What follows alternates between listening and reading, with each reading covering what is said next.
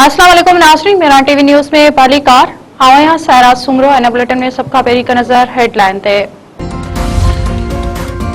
America जी ॾींहुं रात भी ईरान मथा बमबारी, ईरान के फौजी कमांड सेंटर के निशानो बनाने की दावा। ईरानी मीडिया मूजिब कशम, बेट, बंदर अब्बास, चारबार और अस्फहान में धमाकन जा आवाज ॿुधा विया।